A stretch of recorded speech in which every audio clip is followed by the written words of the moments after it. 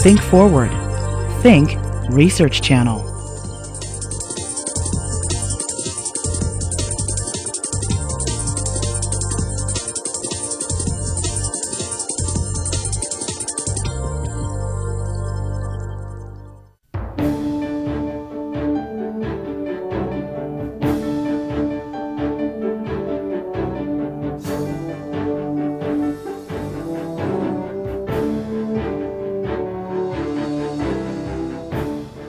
From the Hughes Medical Institute. The 2004 Holiday Lectures on Science. This year's lectures, The Science of Fat, will be given by Dr. Ronald Evans, Hughes Medical Institute Investigator at the Salk Institute for Biological Studies, and Dr. Jeffrey Friedman, Hughes Medical Institute Investigator at the Rockefeller University. The fourth lecture is titled Exploring Obesity, From the Depths of the Brain to the Far Pacific. And now, to introduce our program, the Grants Program Director of the Hughes Medical Institute, Dr. Dennis Liu. Welcome back to the final presentation in this year's Holiday Lectures on Science, on the science of fat. In his previous lecture, Jeff Friedman told you about a powerful hormone called leptin that was first discovered in mice and then later found to regulate body weight in humans. In this talk, Jeff is going to take us into the depths of the brain to understand how this hormone affects specific neural circuits. And it turns out that understanding these neural circuits has in turn led to the discovery of more genes and molecules that affect this tricky situation of weight balance. Then, from the depths of the brain, Jeff is going to take us out to the far Pacific, where he's been studying a population of islanders that seem to be plagued with obesity.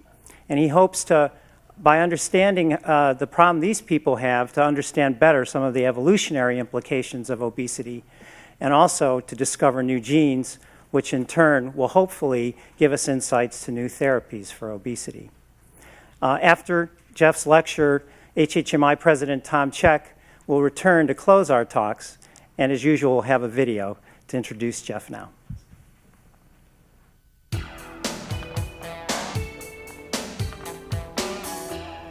You know, doing science nowadays is technical, and there's certain base knowledge you have to have. But I think what you need more than anything is a passion for it and a willingness to learn what you need to learn to move the question you want to answer forward.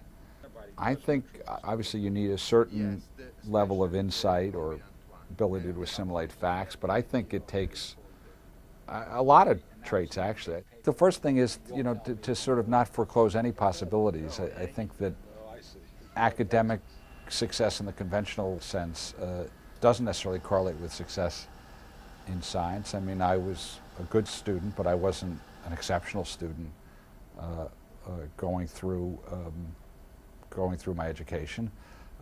I think that I would leave open the possibility that one could discover things about oneself if exposed to the right environment and if the right opportunities are presented. You know, I think it's important, whether you go into science or not, to make sure you're open to life's possibilities. It takes certainly a passion for it and an ability to focus in on a question or a set of questions that are personally exciting and worthy of all the passion you could bring to it. I think it takes a willingness to do what it takes to address that question, you know, a certain openness intellectually to go in whatever direction the work takes you. I think it also, in modern times, at least to a large extent, takes a certain level of interpersonal skills as well. I think science, at least biology nowadays, is very often, at least at the level of a laboratory, a team effort. And then, of course, I think you have to have a willingness to work hard and, you know, devote yourself to that endeavor. I think really good science is easily described. The less verbiage it takes to describe what you did, the better the science in some ways. So I think, you know, really good science is comprehensible if, you know, someone takes the time to explain it. You know, obviously there are technical aspects to it, and there's jargon, and there are different levels of understanding. But I think at its core, good science addresses sets of questions that everybody can relate to, both with respect to the question itself and the answer. All right, well, welcome back, everybody. In yesterday's lecture, I tried to develop a conceptual framework, a biological framework, with which we could begin to think about the problem of obesity, or more correctly, the biological system that controls weight.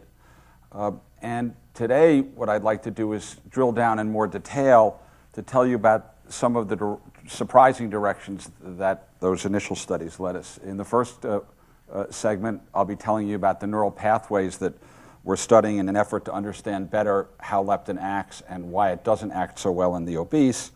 And in the second lecture, I'll tell you about genetic studies that I and colleagues have been conducting for some time to try to identify new genes and put in an evolutionary framework the biological system I've been telling you about. I think the single image that I find most compelling in thinking about the biology of obesity is this one, the comparison of this same child before and after treatment with the hormone leptin. And it's highly instructive, I think, to just keep in mind the fact that obesity can be caused by genetic alterations and can, as you just heard, be resisted by other genetic alterations. Now, in this particular case, the genetic alteration affected the ability of this child to produce this hormone leptin, and the importance of that hormone to the regulation of weight, it becomes immediately evident when you look at what the child looks like before and after replacement of the encoded protein. But it's also the case that only a couple of dozen children or adults worldwide have been found who are leptin deficient. And so while leptin plays an important physiologic role, deficiency for it is not the principal cause of human obesity. Rather, in most cases, obesity is associated with some insensitivity to leptin that impairs its ability to activate those neural circuits that regulate food intake and burn energy, in turn also sending signals to these peripheral tissues, which include, as you might expect, modulation of PPRs, described so wonderfully by Ron a moment ago. So what we'd really like to begin to understand now is how does leptin normally activate signaling pathways in the brain, and what's different about its ability to do so in the obese state. And the supposition here is from this will come a higher level of understanding, not just of what causes obesity and how we might treat it, but also how we regulate a complex behavior, keeping in mind, of course, that we are not metaphysical beings. We are composed of molecules. Well, in thinking about how leptin works, there are two questions. One, how does it modulate the neurons on which it acts? And then two, what is the nature of the neural circuit into which that neuron is wired? First question, how does leptin act? Leptin is a class of hormones that was described for you earlier that act via what's known as a cell surface receptor. Here's leptin, the receptor. Leptin binds, changes the conformation of the receptor, and thus activates a series of downstream cellular elements, the names of which are in some of these boxes. And I'll just list them for you. There's a transcription factor that turns genes on and off, known as STAT3. There's a kinase. This is an enzyme that puts phosphates onto different proteins and regulate other proteins in so doing. And then SOX3 is another molecule that shuts the system off so that the signal is not propagated indefinitely. And it turns out now in recent years, these and other signals have been shown to modulate leptin sensitivity. So for example, mice that are missing this SOX3 become more leptin sensitive.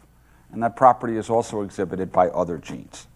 And so one level of understanding will require that we know in great detail exactly how leptin changes the activity of the nerve cells in which it acts. And there's already reason to believe that doing so will lead to a better understanding and perhaps treatments for leptin resistance and obesity. The other question is, where does the leptin act? What are the nature of the neural circuits on which it acts? And the answer to that, and leptin acts at a number of sites. Could you roll the tape, please? But the most prominent one is a region of the brain that I've referred to on a number of occasions, known as the hypothalamus. So we're going to now go inside the brain of this animal and section it here. And this is the hypothalamus at the base of the brain, just above what's known as the optic chiasm, which is where the optic nerves cross. This is the hypothalamus. Interestingly, the hypothalamus is hardly changed at all throughout all of vertebrate evolution. So there's a tremendous similarity of this structure in all vertebrate animals, all of whom share the same basic drives. Let's start by asking, what are some of the basic drives that the hypothalamus controls? Anybody want to hazard a guess about that? I would say appetite. Okay, so it definitely includes feeding centers, and they're localized in particular nuclei here, the ventromedial nucleus and the arcuate nucleus. Nuclei in the hypothalamus are collections of nerve cell bodies. Does it regulate thirst? Thirst is regulated there. Any others? Possibly breathing. Actually, breathing is more brainstem, but that's a reasonable guess, and I probably led you to assume it would be based on everything I said. A couple more. It's the body's thermostat. That's right. The body temperature is controlled in other nuclei in the hypothalamus. Regulate sleep.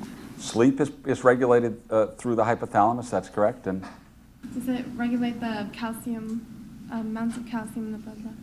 it can indirectly regulate bone, and I'll just give you the last answer. It actually also plays a role in regulating aspects of reproduction and sexual behavior. So the hypothalamus is the center, to a very large extent, of all of our basic drives. Now, we study feeding, and so we'd like to know more about the circuits that regulate feeding in response to leptin and other molecules. So in the hypothalamus, you could imagine that leptin might act on nerve cells and might activate the activity of some and inhibit the activity of others. And we're actually learning a lot about what the specific neuronal classes that respond to leptin are. In one case is a molecule called NPY. NPY is expressed in neurons together with this receptor for leptin, and leptin inhibits the activity of these neurons. Now, normally the neurons signal electrical signals to downstream neurons that express other receptors, and ultimately these neurons, when they fire, stimulate feeding. There's another group of neurons that express the leptin receptor and a molecule called MSH. This is the same molecule that causes pigmentation in your skin, but in the brain it changes neural activity, again propagating an electrical signal, and when these neuronal pathways fire, feeding is inhibited. So leptin acts, not surprisingly, by inhibiting pathways that stimulate feeding and activating pathways that inhibit feeding. Well, some exciting results have become evident in recent years because it turns out that mutations in this pathway cause human obesity. And this includes not only the mutations in leptin that I told you about, but mutations in its receptor, in this MSH molecule, and the receptor for MSH, the MC4 receptor. And so single gene mutations in any of these four components have been shown to cause human obesity, and in aggregate account for 5% of morbid obesity. So 5% of the morbidly obese people in our population have a genetic alteration in a single gene, the majority of which in this pathway are actually in this MC4 receptor. And that's pretty high. That's actually higher than the number of simple genetic contributors to other complex traits.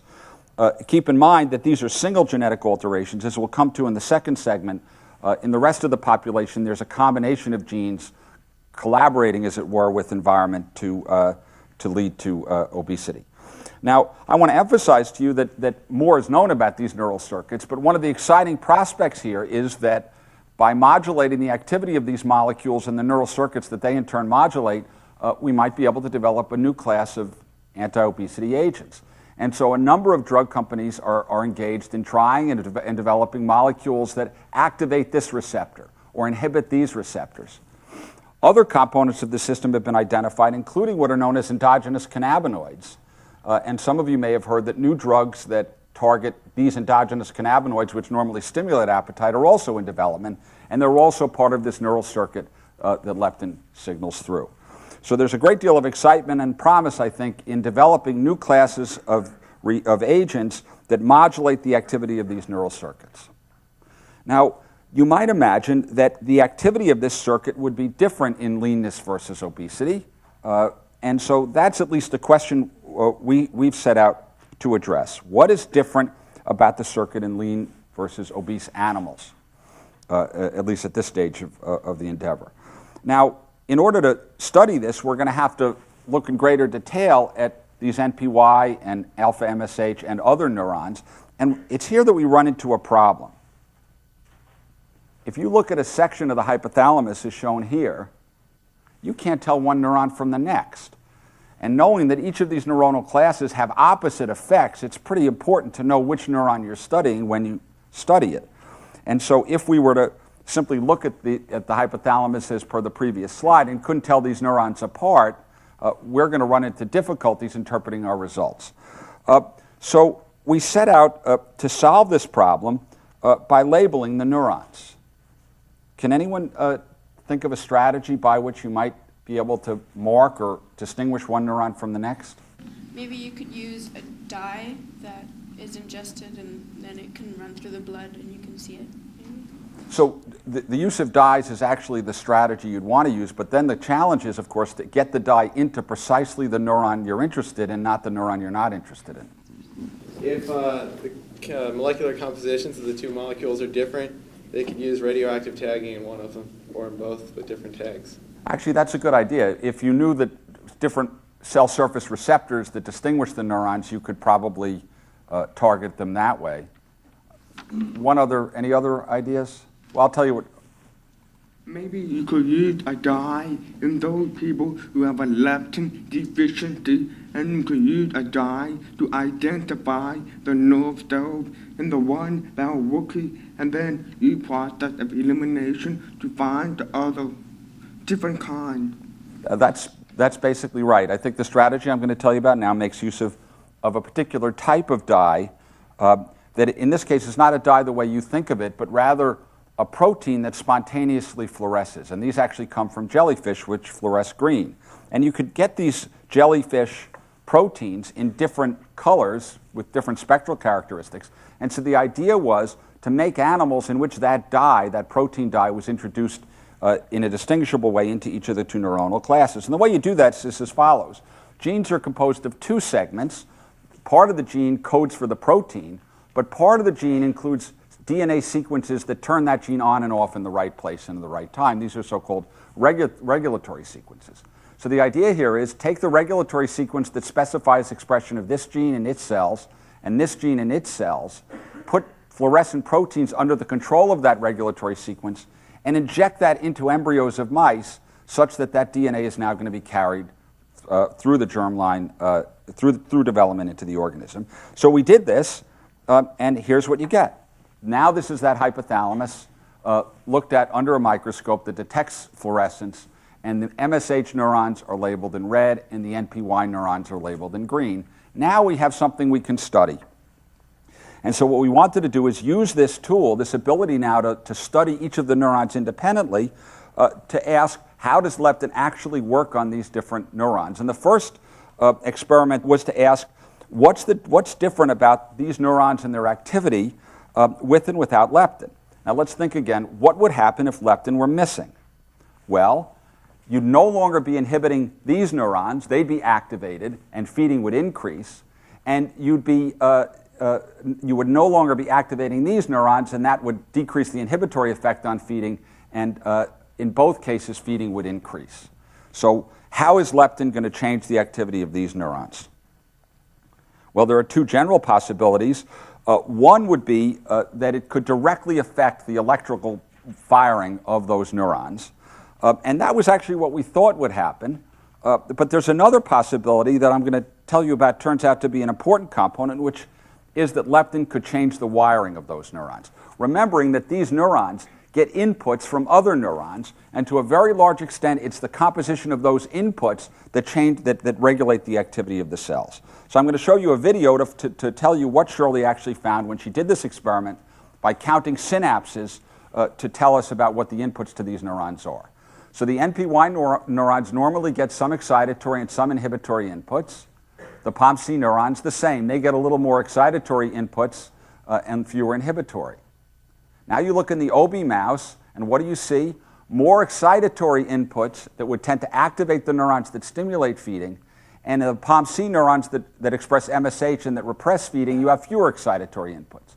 So you compare OB to wild type, and what you begin to see is the wiring diagram is different in ways that would favor activation of NPY and disfavor activation of the neurons that express POMC, the precursor of MSH. So now the question is, what happens when you give leptin? Well, you rewire the brain, it turns out, very quickly, removing the excitatory inputs to the neurons that increase feeding and adding excitatory inputs to the neurons that suppress feeding. These, I should mention again, are the MSH neurons. So what do we have? We have a mouse, an OB mouse, like those animals there. We give them leptin, and in a very short time frame, you rewire the synaptic inputs to those neurons. Now, this was a rather novel and surprising result because it wasn't thought that there would be so much what's known as plasticity underlying the function of this circuit. And this has important implications that I'll come to. The first being is that the effect that we observe is very rapid. This rewiring that's evident by counting synaptic connections occurs within 6 hours at a time frame before there's any change in behavior. We believe this would indicate that it underlies the behavioral change that we're studying. And I also want to point out that the effects of leptin on these neurons are reciprocal. So it's changing the inputs in opposite directions. And this further justifies the need to label and study the neurons individually, because if we'd not gone to the trouble of labeling them independently, the effect would have averaged out and we wouldn't have seen anything. So a really exciting question now is, what's the mechanism of this? How does a molecule change synaptic configuration with that level of rapidity? And that's something we want to understand more about. Now, another issue that emerges from this is the following. I mean, think about a plumbing system and flow through it. You could change flow through the plumbing system either by inserting a valve to change the flow, or you could add new pipe and change the flow. And we had just made the simple assumption that leptin was going to act by changing the flow, by changing switches, as it were. It's less parsimonious explanation to suggest the laying down of new pipe, but it turns out that's a lot of how leptin works on these neurons. It acts by adding new pipe. Well, what does that mean? Now we need to understand the broader wiring diagram. It's not going to be enough just to study how leptin acts on the cell. We're going to have to understand the wiring diagram that it's integrated into, and in particular understand, is the wiring diagram different in the lean and the obese? Are the different drives to eat driven to some extent by more or less excitatory versus inhibitory inputs to these key neurons that we're interested in studying? So how are we going to get at this? Well, we need to understand what the wiring diagram is, which further means we need to know where do these neurons get their inputs from and where do they send their outputs to. Now, this leads us into very complex terrain. It leads us into the area of complex motivational behaviors. Now, complex motivational behavior has a very specific term, and it's used, it's distinguishable from a different type of response or behavior, which is a reflex. Can anyone tell me what the definition of a reflex is? Isn't it a action that is not fully run through the integral or the integratory or the center of the brain that distinguishes one action from another or one symptom from another? That's right. It's a biological response that's sort of unconscious and automatic, meaning a defined stimulus invariably gives a particular result. Like when the doctor hits your knee with the hammer, your knee's going to pop up whether or not you want it to or not. That's not the case for feeding. There are a number of factors that influence the likelihood that you'll eat, but no single factor will guarantee that you'll eat. And so leptin's clearly an important signal, but so are visual factors. When you look at something, you make a decision about whether it's palatable or not. Smell has a very powerful effect on the likelihood that at any moment you'll eat.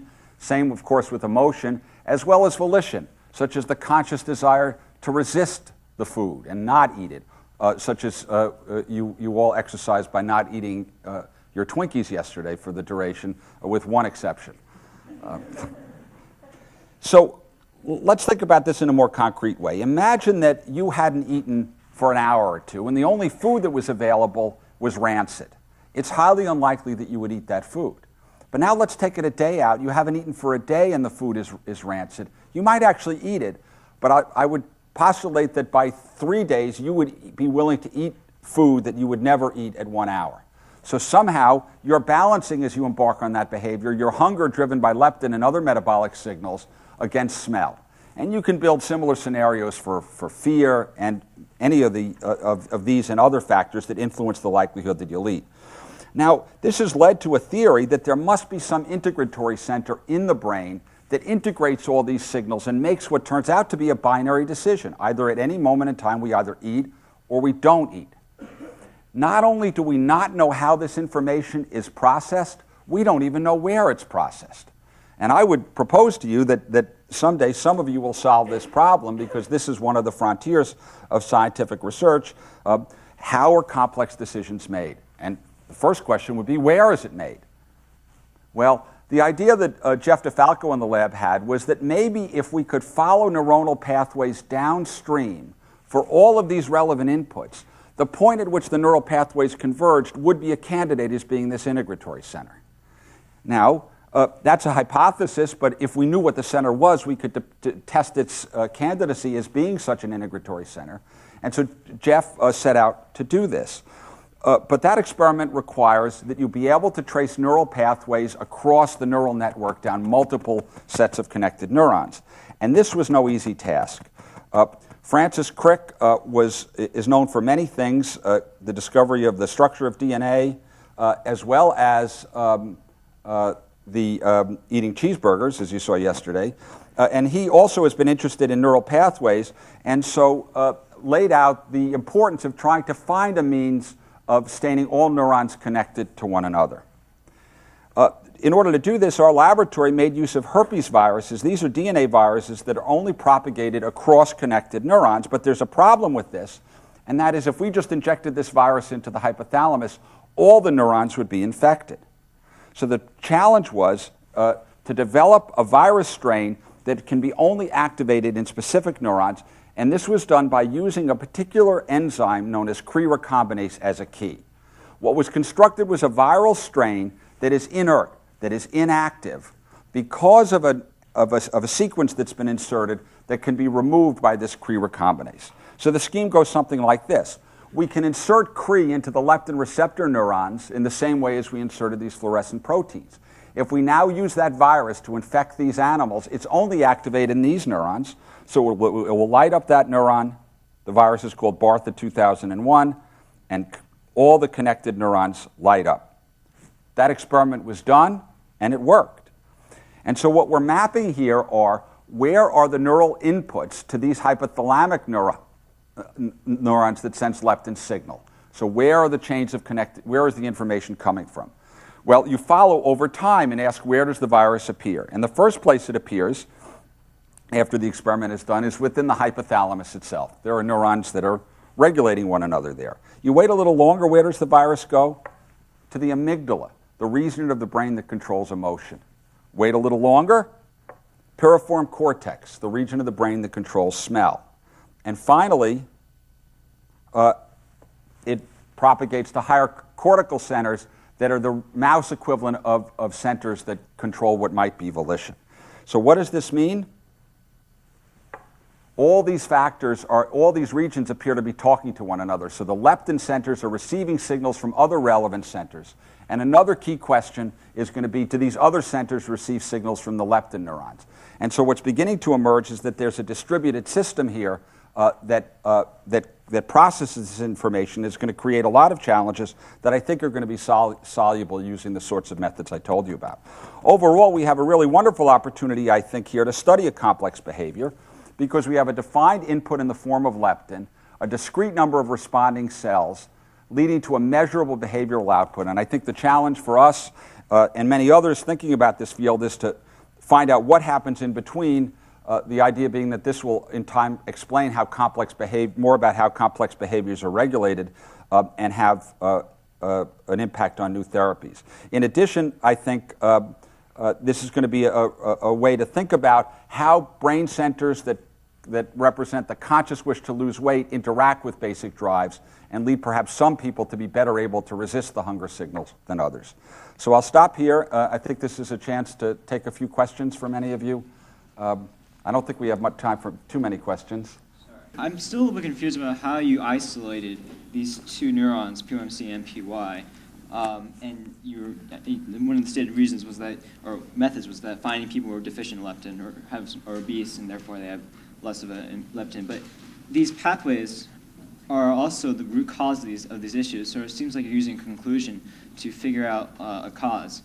And I just don't know how you're able to separate the two from the beginning. You have a hypothesis about the existence of two neurons, but two different types of neurons, but how are you able to distinguish them, and how are you able to separate something and use phosphorescence to mark them?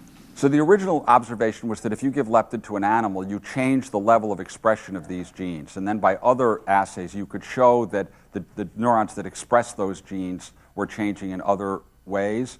But the key experiment was to have the hypothesis that these are neurons that are going to respond, and then label them so we could test it directly. And we tested that in other ways that I didn't tell you about. So you're right, there was only an inference that these would be responding neurons at the start, but that allowed us to generate a hypothesis that you could test only when you label them in the way that we did. Okay, I think I'll take one more question. I was wondering, have you found any connection between skin pigmentation and inhibiting feeding? There are connections between those in particular strains of animals that affect MSH expression in all places. And in those animals, they are hypopigmented and obese. No equivalent mutations, however, have been found in humans like that, although the individuals who are deficient for MSH, who are obese, are also hypopigmented. But I don't think in the general population there's any connection of that sort.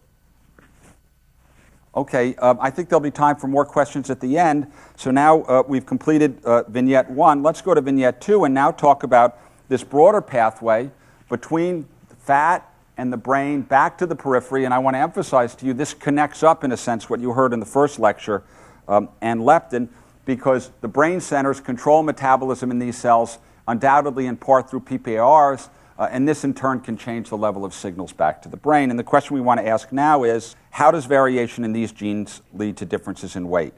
And what I want to argue for you is that the genes that compose this pathway come in different variants, and that different variants lead to differences in the phenotype of people who carry them. And underlying this is a hypothesis, and that is that susceptibility or resistance to obesity can each confer an evolutionary advantage depending on the environment. What do I mean by this? Well, to explain this, I need to go back in time and remind you that we are derived from hunter-gatherers. In pre-industrial or pre-agricultural times, we foraged for food. We hunted, grabbed berries and nuts. And a theory emerged that in this environment, where food was often in short supply owing to famines and so on, that genes that predispose to the development of obesity latently confer a survival advantage, because that would allow the individual to be more likely to survive the next famine. And the idea has been put forth that these individuals now, when exposed to free access to calories, become obese, such as is the case for the Pima Indians. This sort of theory could explain why there are obese people today. These genes are carried from antiquity into modernity, but this does not explain why anybody is thin. Why might that be? Well, we're not all hunter-gatherers, approximately speaking, in terms of our history. Many people are derived from the Fertile Crescent, where plants and animals were first domesticated in large numbers 10,000 years ago. Now let's imagine that when plants and animals are domesticated, food can now be stored, people are buffered against starvation, and they're also going to become obese in the way that the hunter-gatherers might when given free access to calories, so they'd get obese. But now they'll develop the consequences of syndrome X. This will have deleterious consequences, and genes that now resist obesity when calories are freely available will develop, will become prevalent. And so the idea here is that it perhaps is a hypothesis, the obese individuals today, all of whom are exposed to free access to calories, carry hunter-gatherer genes at the same regions of the chromosome that the lean people carry these Western genes. Well, this is a hypothesis. We're not going to be able to address this until we know what the genes are. And to try to get to what the genes are, we turn to populations similar to what you heard about today and yesterday. And in this case, not the Pima Indians who exhibit this, but rather Pacific Islanders on the Pacific Island of Kosrae. And this is a collaborative study among my group, the Kosrae Department of Health, other collaborators at Rockefeller, as well as Hughes investigators and others elsewhere. So where is Kosrae? Kosrae is in the middle of the Pacific. It's east of the Philippines and Papua New Guinea, about halfway between Sydney down here and Hawaii up there.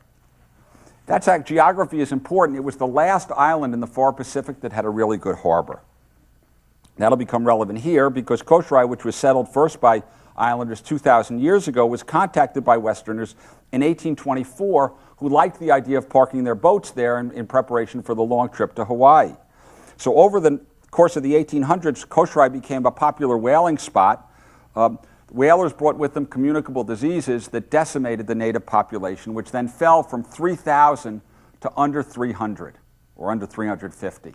So this is what's known in genetics as a big bottleneck. The population then grows, perhaps with some Caucasians marrying in, the extent of which doesn't appear to be very dramatic. And the population is furthermore said to be relatively thin. Until 1945, when the U.S., in exchange for free access to their naval waters, begins to give them foreign aid in the form of a Western diet, largely Spam, hamburgers, and turkey tails. Anybody notice a tail on their turkey at Thanksgiving? I doubt it. They all get shipped to Micronesia. These are all fat, and this in turn led to the development of Syndrome X on the island on the part of many of the people and many of the conditions you've heard about. And it was at that point in 1994 that we began to collaborate with the population on a study to try to identify the genes that lead to differences in weight. And so to do that, to identify these genes, we worked with the island population to screen the entire adult complement of individuals, 3,212 individuals, and catalog them with respect to whether they developed some or all of these components of Syndrome X, so we can analyze the data the way geneticists do. And the question we would like to answer in my laboratory is, for the BMI distribution on the island, what genes account for the fact that in this relatively uniform environment, some people qualify as being morbidly obese, while a significant number remain lean? What are those genetic differences? How do we do this? Well, the standard way for a single gene is to track the disease through families. So the gene is on a chromosome, and the elemental principle of genetics is that if you can follow genes from generation to generation, or traits that appear together from generation to generation are often linked together on the chromosome. Now, in recent years, the markers or the traits that we study are not always visible traits. They're DNA differences in the form of what are known as single nucleotide polymorphisms. Our DNA is composed of a 4-letter alphabet, but the alphabet is variable. In some of us, we might have a C at a particular position that influences the way a gene is decoded, and in others, a G. And that actually has phenotypic consequences that account for the variation to a large extent among us. Now, the human genome has 3 billion such bases. About 1 in 1,000 bases are different between, on average. So actually, we're very much more alike than we are different at the DNA level. But overall, between any two individuals, there are about 1 million differences in aggregate. And so what the challenge to geneticists is to ask which of those 1 million differences accounts for the phenotypic differences, for example, the differences in weight that I told you about. And so what one would do in such cases is track these DNA differences empirically from generation to generation and ask, does a particular DNA difference always get co-inherited with the disease you're interested in studying? And if it is co-inherited, you can infer that they're near one another on the chromosome and possibly causal. It's exactly this general conceptual approach that we used to clone the OB gene in those animals. Those animals were sitting around on the shelf at the Jackson Laboratory in Maine, known to be genetically obese, but the cause of their obesity was not known, and the technology we applied was a more primitive version of what's done today, which is to follow bases, these base spelling differences, it were, from generation to generation. Fortunately, in modern times, one can catalog these so-called SNPs, or spelling variations, in great numbers, using DNA chips as they've come to be known. And through these technologies, it's actually possible to analyze hundreds of thousands of these SNPs in parallel and associate individual SNPs with individual diseases. The basic approach goes something like this. Let's imagine that gene A came in 2 variants, and the different colors refer to different spelling differences or DNA sequence differences. So gene A could be yellow or blue, and let's compare now a group of obese or lean individuals.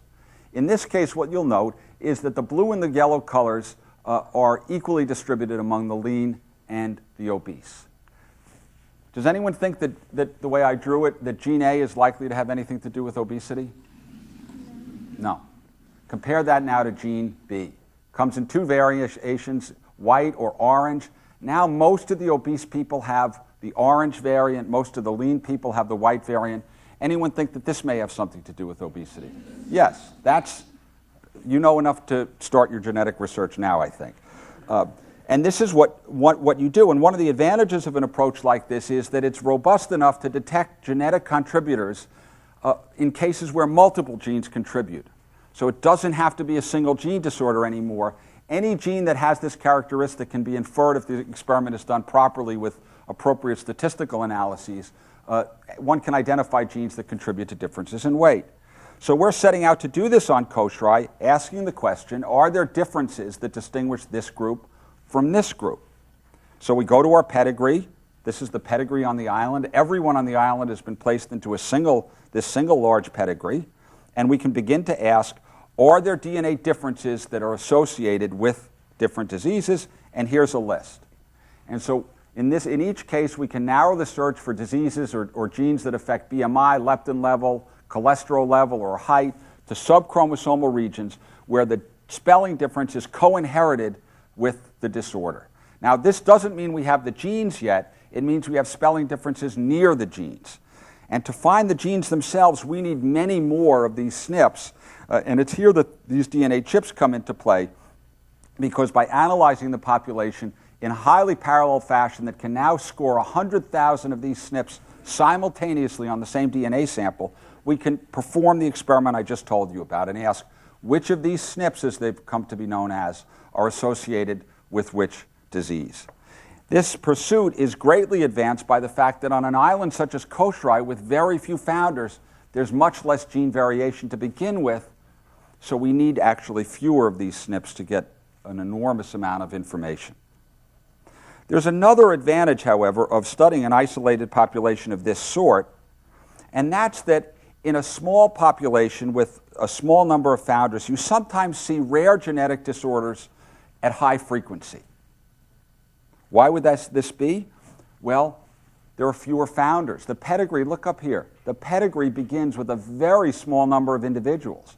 So if this individual were to carry a mutation in a single gene, what you might find is many generations downstream, their descendants would find one another and intermarry, and now that recessive gene would be expressed in the descendants. And we've seen that already in one rather surprising case for a rare disorder known as beta-cetostrolemia. This is a disorder described by Helen Hobbs, another Hughes investigator, that leads people to inappropriately absorb what are known as plant sterols. When you eat a plant, the plant sterols, like cholesterol but not exactly so, are not absorbed.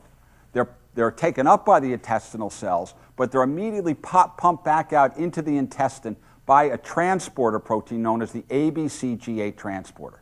When this transporter is ablated by a mutation, the plant sterols get absorbed, they act like cholesterol, and these people get a atherosclerosis. We were screening the Kosrae population for plant sterols for other reasons entirely, and this was the work of our colleague Jan Breslow, and lo and behold, some of the patients had this disease. And moreover, the patients who had it were brothers. Well, this sounds like some of the individuals may in fact have this disorder, so we quickly go and sequence the gene, and guess what? The two brothers have a mutation in this ABCG8 transporter.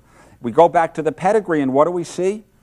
Unbeknownst even to them, these are the two affected siblings, unbeknownst even to them, their maternal great-grandmothers were sisters.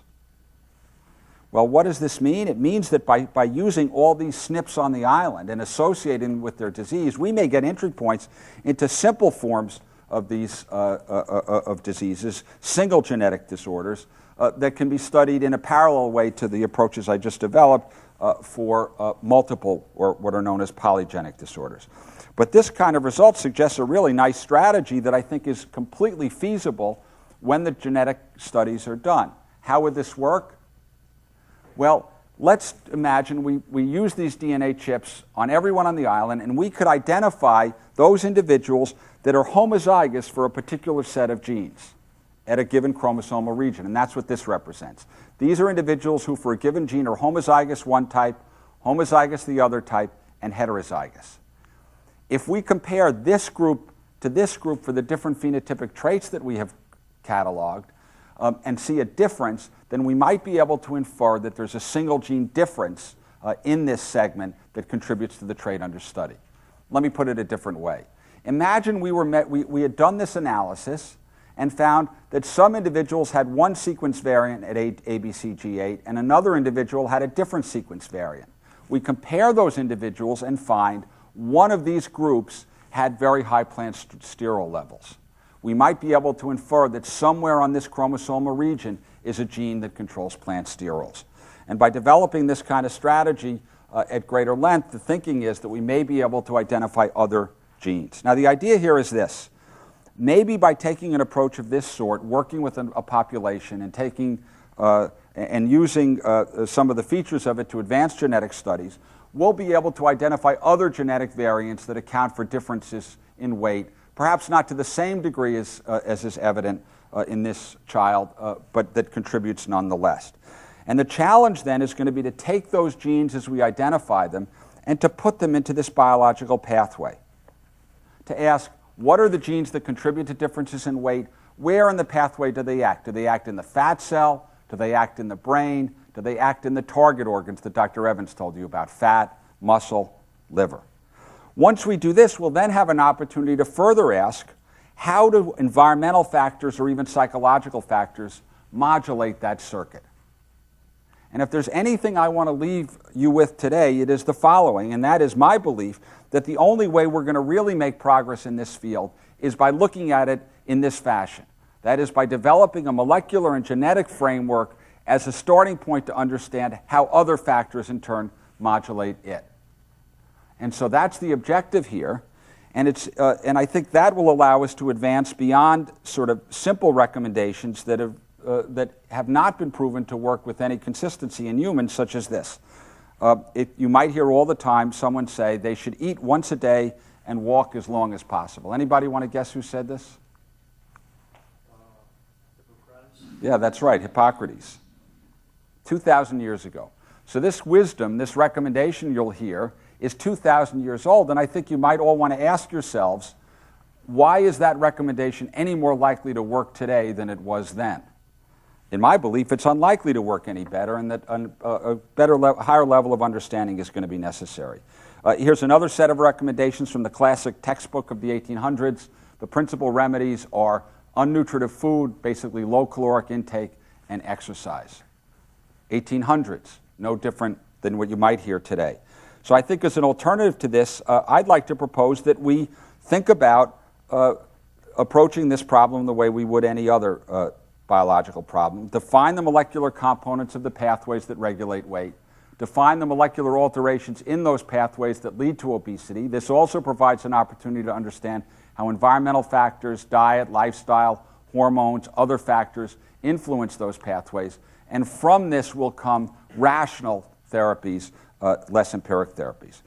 The other thing I'd actually ask you to keep in mind is this. While we might identify this as a health problem and seek to treat it, I think it's very important here not to blame the victim. I think biology is telling us that people don't have complete control over what they weigh, that there's a robust biological system that to a very large extent drives differences in weight. And this is illustrated, the fact that this isn't always adhered to is illustrated all over the lay press. During the recent election, Jonathan Alter, a Newsweek correspondent, commented on a radio show that Bill Richardson was not a viable candidate because he was overweight and thought to lack discipline. A U.S. Representative, William Sensenbrenner, said to the obese, "Look in the mirror because you're the one to blame." In Stockholm, a Swedish girl ordered a 5-year-old child removed from her parents because they couldn't stop her from eating. You know that a similar case took place in London, England. A child was about to be removed from her parents, and it was found that that child actually had a mutation in the leptin receptor. It's a fact that obese people make less money and are less likely to be promoted than their counterparts. And this has led an opera singer who was fired for being too heavy, Deborah Voigt, to say that this attitude toward the heavy people is the last bastion of open discrimination in our society. And so I want to close with an opinion and then take a poll that's perhaps a little bit loaded and simply say that there's a tendency in our culture to blame the victim. I think that there are many reasons to do science, but one of them is to learn more about who we are and what makes our differences evident. And I think that's the case clearly for obesity. So let's close with a poll. Do you think it's fair to stigmatize the obese?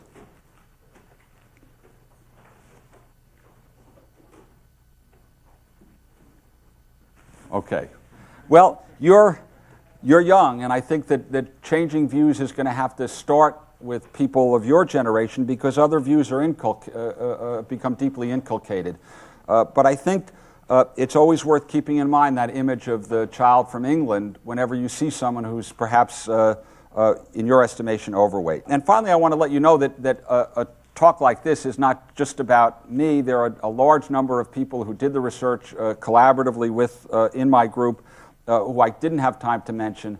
I'd like to thank them and all of you and would be happy to take a few additional questions. Okay.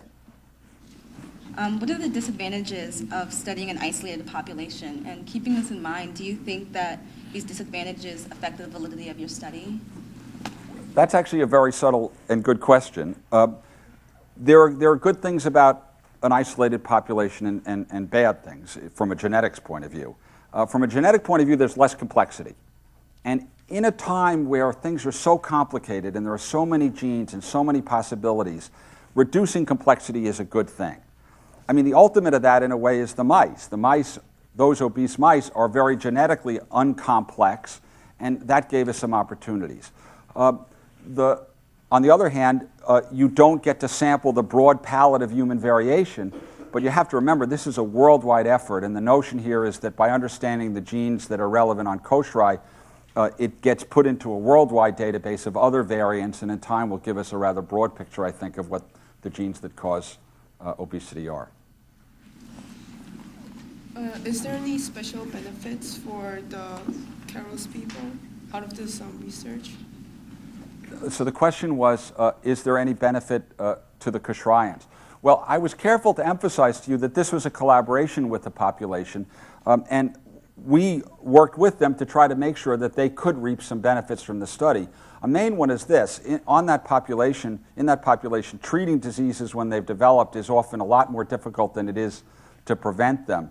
And so by working with them, their medical staff and their nurses, they were able to assemble databases that allow them to decide who's at the most risk and try to intervene a little earlier at a time where it's perhaps easier to treat the condition. The Kosrae population are also our partners in other ways, including any commercial opportunities that might come out of this research. Someone in the back? How many injections of leptin does a person need before they start to see results? And how long after the treatment is stopped would you start to see weight gain again? Okay, so if you want to use leptin as a therapeutic, you actually have to inject it with standard leptin once a day. And it has to be an injection because if you were to ingest it, it would get degraded in your stomach and wouldn't work. There are newer versions that you can make using molecular biology tools these days that make hormones longer lived. And there are actually some formulations, I think, that can last a week or more.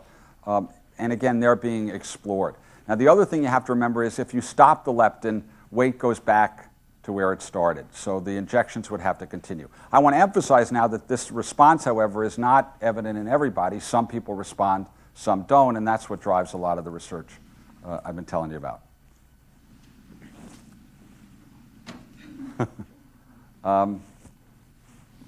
Understand that with morbid obesity there can be leptin resistance, but is the opposite possible? Like maybe with people who are anorexic, they have leptin oversensitivity, because how could a person starve themselves without the biological drive to eat overcoming that? So you're asking, so one side of the coin is obesity. You're asking about extreme leanness. So you're right. The causes of extreme leanness could be that you're hypersensitive to leptin, It could also be that you overproduce leptin, and there are examples of that actually in some animal strains. But with respect specifically to anorexia, I want to remind you that feeding for all of us is some amalgam of higher cognitive or conscious wishes and basic drives. A lot of what drives anorexia are these higher cognitive inputs that somehow are able to shut off the drive to appetite. But the situation with respect to leptin is a little more interesting than that. It turns out that anorectics make more leptin in some cases than you would predict based on the amount of fat they have. In addition, when girls with anorexia nervosa are refed, their leptin level goes up more briskly than would be the case for the average person. So my analysis, or the analysis of the people who've done these studies, is that hypersecretion of leptin is a permissive factor for the development of anorexia. It doesn't cause it, but it may allow those individuals who have the psychological drive to eat less to actually pull it off. The individuals who might not have that feature just aren't able to pull it off. So I think, unfortunately, we have time for only one more question. Okay, let's see. Who hasn't asked one yet? You. Do you believe there could be a connection between depression and leptin activity in the body?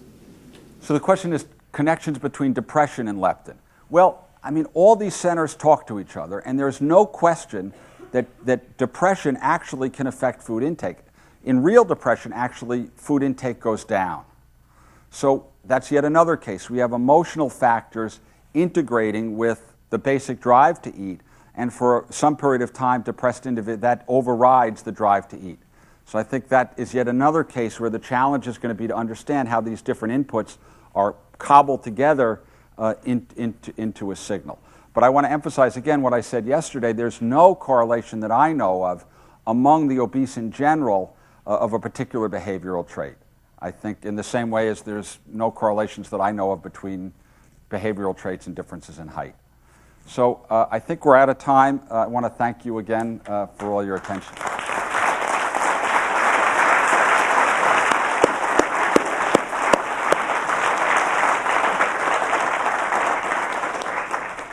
Jeff, that was a great way to close our series. I want to thank everyone who contributed to these wonderful holiday lectures. The audience, of course, the production staff, and especially our two speakers.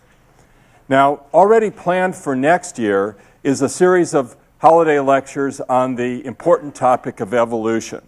The lectures will be presented by two more of our HHMI investigators, Sean Carroll from the University of Wisconsin in Madison, and David Kingsley from Stanford University. Until then, from all of us, the very best holiday season to all of you.